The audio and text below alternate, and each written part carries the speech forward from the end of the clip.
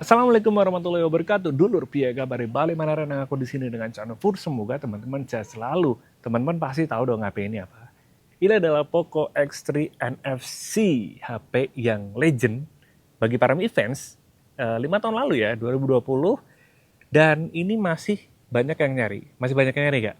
Karena pada saat tahun perilisannya, HP ini sangat laku dan sempat susah nyari kemana-mana, baik di online maupun di offline. Offline pun, kalaupun ketemu, ya itu banyak yang digoreng. Termasuk dulu ketika beli ini, harganya 3,7 juta. Padahal harga perilisannya untuk seri yang 464 GB itu cuma 3,1 jutaan. Jadi sangat-sangat digoreng sama orang yang jual. Nah, walaupun begitu tetap aja ini dibeli sama istriku nih yang lagi megang kamera karena dia memang sudah ngebet banget ngefans sama HP ini. Dan kerennya, teman-teman harus percaya bahwa HP ini sudah dipakai selama hampir 5 tahun. Hampir 5 tahun HP ini masih dipakai sampai sekarang sebagai HP utama. Dan pada saat itu, coba kita lihat di sini, memorinya itu ya, storage-nya, itu 64 GB guys. 64 GB nih. Bahkan untuk nge-load sistem dan lain sebagainya itu lama banget guys. Tuh, 64 GB sampai tahun sekarang. Dan itu agak-agak ngeri. Kita juga sebagai suami agak-agak ngeri-ngeri dan gimana gitu kok masih betah pakai 64 GB di era 256 GB sekarang yang paling aman di tahun 2025. Bahkan untuk sekadar nge-preview galeri, sebentar ya, nih, nge-preview galeri gini guys, lama banget.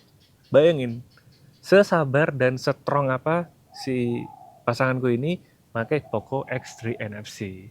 Nah, atas dasar tersebut, aku beliinlah sebuah HP yang mana sebenarnya itu di bawahnya si Poco X3 ini, yaitu Poco M6 Pro.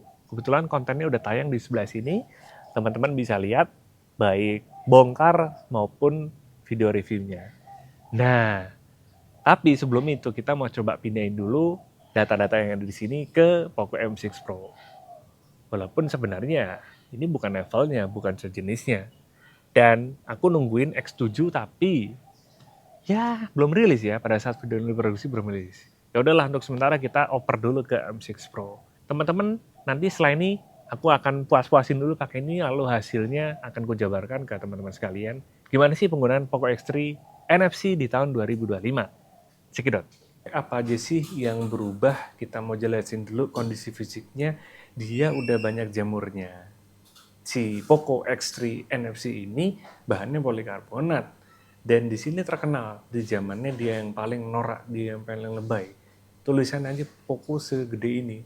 Segede ini tulisan Poco dan punya desain kamera yang sebenarnya fresh pada saat itu.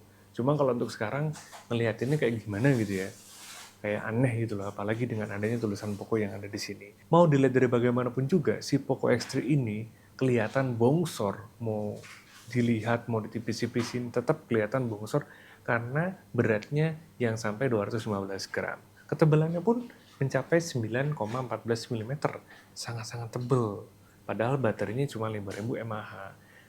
Kalau dibawa ke kantong akan ngerasa berat. Dan kalau dimasukin kantong, nggak enaknya untuk sekarang, dia panas HP-nya karena sudah mulai soak ya. Jadi terus-terusan nih sinyalnya mencari sehingga HP-nya panas dan bahkan dalam kondisi idle pun, kondisi idle baterainya berkurang. Terus selain itu bagian depan ini tempered glass-nya atau screen protector nggak pernah diganti sampai sekarang, jadi agak sedikit buluk. Kalaupun ini dibuka pasti akan terlihat seperti barang yang baru. Untuk bagian frame-nya nggak ada masalah, nggak ada cat yang mengelupas sama sekali. Cuma di bagian tombol volume-nya ini sudah agak kendor. Jadi kalau misal kita volume up, volume down, ini nggak bisa, harus ditekan. Biasanya enaknya adalah kita pakein casing supaya tombol volume up, volume down-nya berfungsi. Tuh, selain itu nggak bisa, sangat-sangat sulit. Udah gitu di sini kan nggak ada ya di tampilan MIUI 12 slider untuk volumenya. Jadi benar-benar harus effort buat neken volume up dan volume down-nya. Yang paling parah lagi, teman-teman di sini pasti juga ngalamin ya, itu adalah ada garis hijau yang misterius. Nih, bentar ya, kita coba tampilin di layar yang putih. Ini apa ini? Padahal ini bukan AMOLED, ini pakai layar IPS. Kok bisa layar in-plane switching bisa ada garis seperti ini? Padahal HP ini nggak pernah jatuh, nggak pernah kena air, karena habis update software satu kali. Habis itu ada rasa trauma supaya nggak usah diupdate. Mending dibiarin gini aja. Kok rasa-rasanya sama kayak kasus Samsung belakangan ya, yang muncul garis green line, itu setelah update software. Sebenarnya hal itu rentan terjadi kalau layarnya AMOLED. Kalau layarnya IPS harusnya sih nggak masalah. Dan ternyata bukan cuma aku yang ngalamin ini, banyak banget yang ngalamin ini. Kebetulan aku kasih komentar di kontennya Bang David Gadgetin, banyak banget yang ngalamin serupa. Dan aku sampai sekarang belum nemu solve problemnya seperti apa. Begini kondisinya ya kita acuin aja, nggak terlalu ngaruh kalau buat aktivitas sehari-hari. Ini cuma bisa di-upgrade sampai MIUI 12 dan Android 14. Dan seperti yang tadi aku sampaikan, aku nggak update sama sekali. Nanti mungkin coba kita update dan kita compare ya antara MIUI sebelumnya sama MIUI yang akan aku update ini. File size-nya sekitar 2,7 gigaan. Gimana kalau nonton, mending di-update sampai maksimal apa enggak? Karena aku jujur ragu, ya kembali lagi karena si layar ini yang tiba-tiba muncul. Nah sebenarnya Poco X3 ini jadi satu-satunya ya, seri Poco yang unggul di sektor kamera. Bukan cuma Redmi aja yang diunggulin soal kamera, tapi si Poco ini benar-benar juara. Dia revolusioner pasti zamannya. Bayangin, di tahun segitu bisa ambil gambar 4K yang stabil. Bayangin Pak, 4K stabil dan kerennya lagi dia ada ultrawide. Ada ultrawide-nya. Ya begini hasil perekaman 4K 30 fps. Tuh, stabil lah ini guys. Stabil.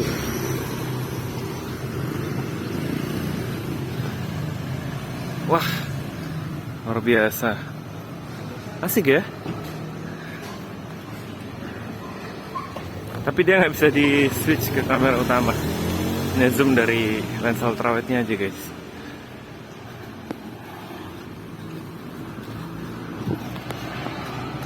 Gimana?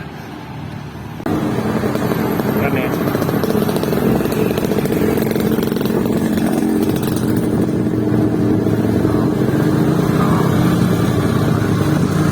Udah kayak GoPro deh. Udah kayak GoPro. Smooth banget loh. Insya Allah, luar biasa nih HP-nya.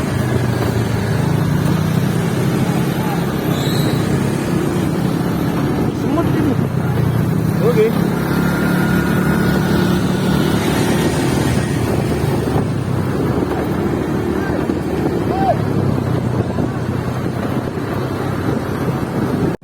Atau langsung mampir aja ke toko terdekat, di warung, di minimarket, mall, semua.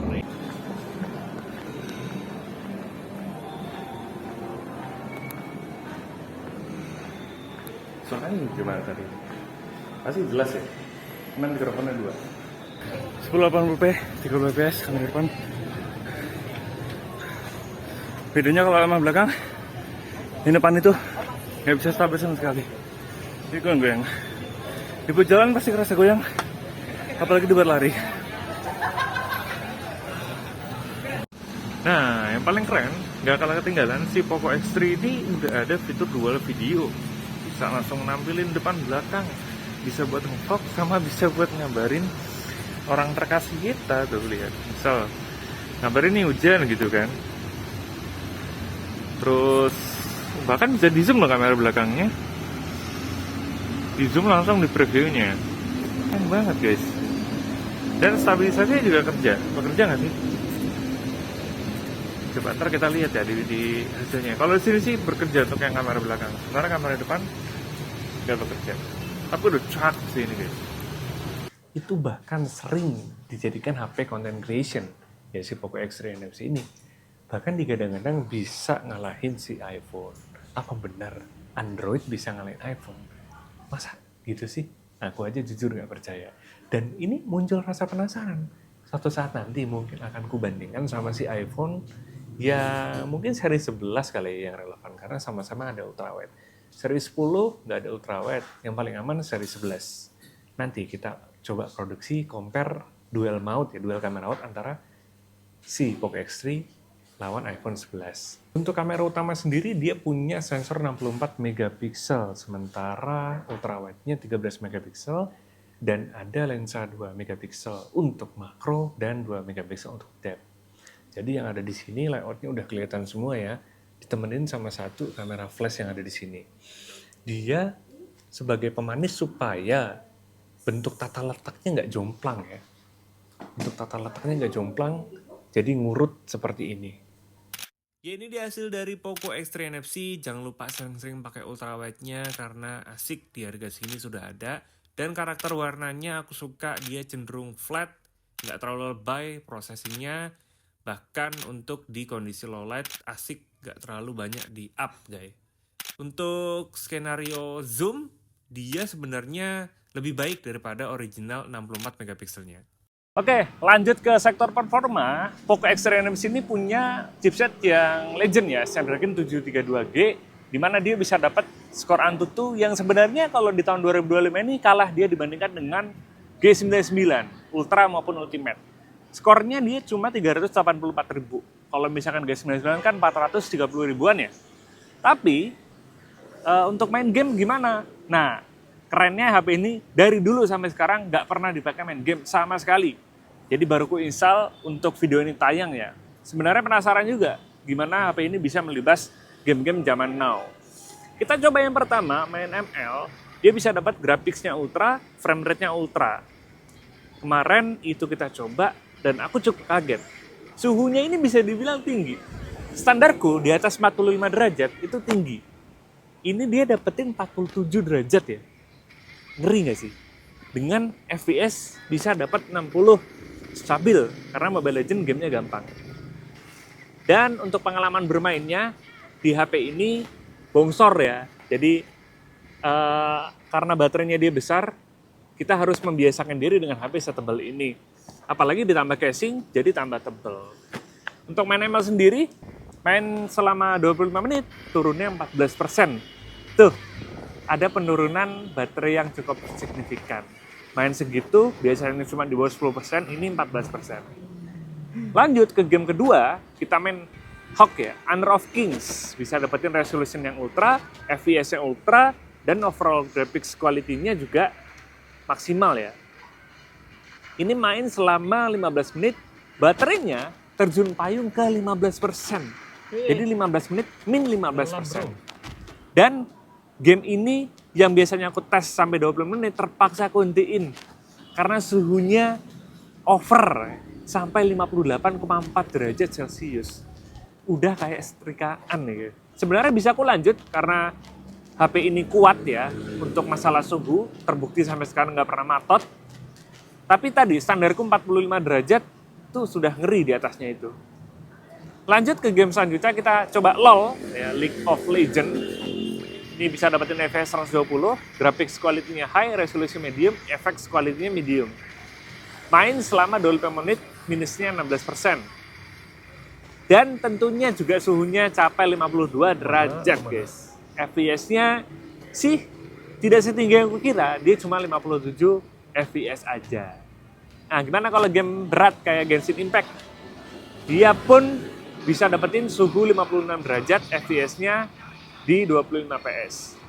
Ini aku setting highest 60 ya, dan main selama 25 menit, habisnya 16%. Jadi ibarat kata kalau misalkan digeber game ini 1-2 game itu udah cukup signifikan ya, apalagi di outdoor seperti ini pakai mobile data. Oh iya, aku tes ini semua pakai data ya, nggak pakai wifi jaringan. Ke game tembak-tembakan, aku main CODM, bisa dapetin graphics very high, frame rate-nya max, main selama 20 menit, kurangnya 16%. Dan suhunya 53 derajat, FPS-nya 60. FPS-nya stabil kalau di CODM. Beda sama main game MOBA tadi. Sebenarnya aku sih, walaupun suhu monitoringnya setinggi ini, tapi ngerasa kayak HP ini nggak panas. Balik lagi, karena dia semakin besar bodinya, semakin leluasa untuk mengeluarkan suhu panas. Beda kalau HP zaman sekarang yang tipis-tipis, kayak di tangan tuh kerasa banget gitu loh panasnya. Lanjut ke game selanjutnya ada PUBG, main selama 20 menit, habisnya 11%, terus FPS yang didapetin pun stabil di 60, suhunya cenderung lebih adem 48 derajat.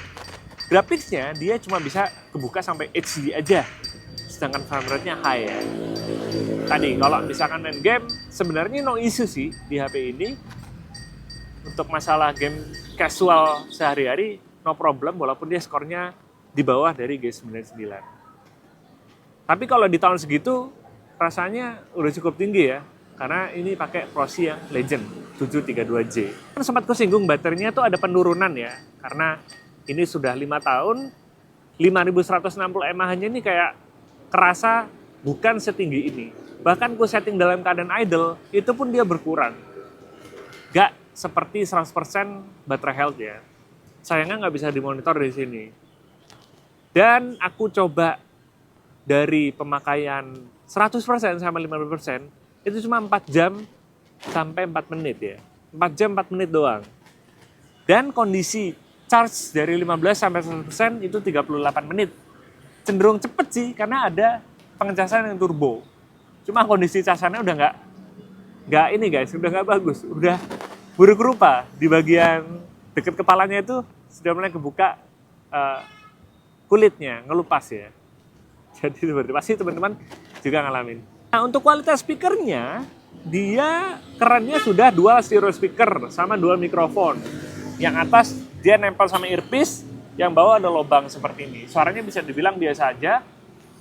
Dan untuk pengetesan dual mikrofonnya teman-teman tadi bisa lihat bagus apa enggak, monggo dikasih komentar di bawah.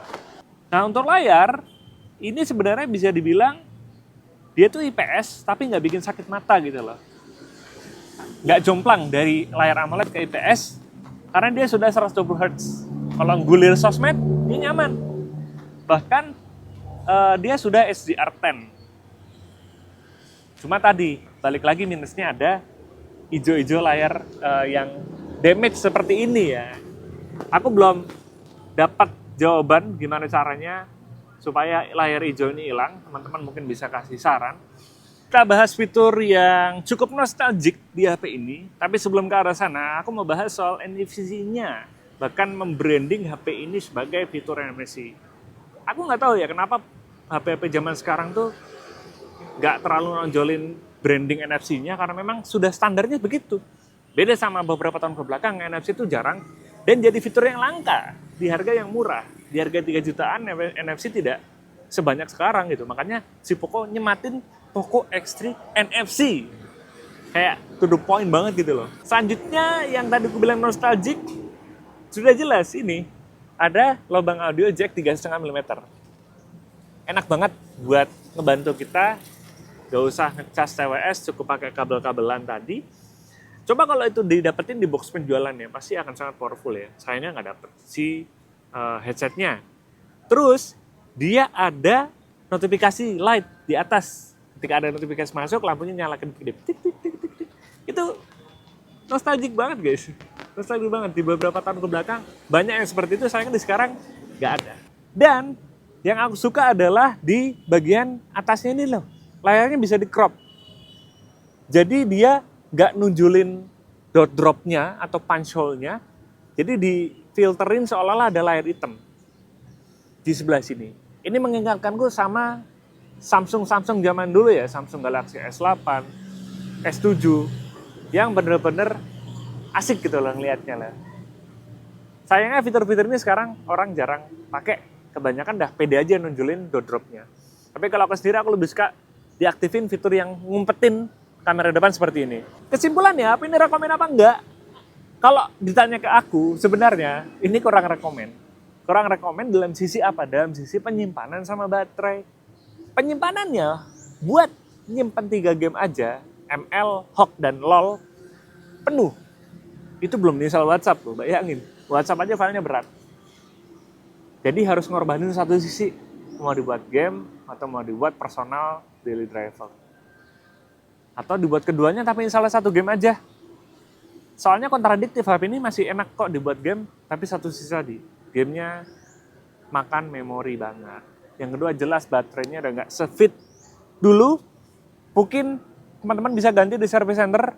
Masih bisa nggak sih kalau seri yang lama? Karena HP ini masih worth it sebenarnya. Cuma tadi kekurangan dari dua hal yang tadi. Layarnya, keluhanku dan orang lain, ini seperti ini. Ada garis hijau. Dan IPS, dia masih IPS. Standar HP 2 jutaan, sekarang udah pada AMOLED. Jadi rasanya kalau ada brand baru yang jual IPS, pun rasanya kayak ngapain gitu beli HP itu kan. Dan kalau untuk masalah storage, dia walaupun 64 sudah UFS sih. Dan RAM-nya juga cukup gede, 6 GB. Agak jomplang ya, 6 sama 64 GB.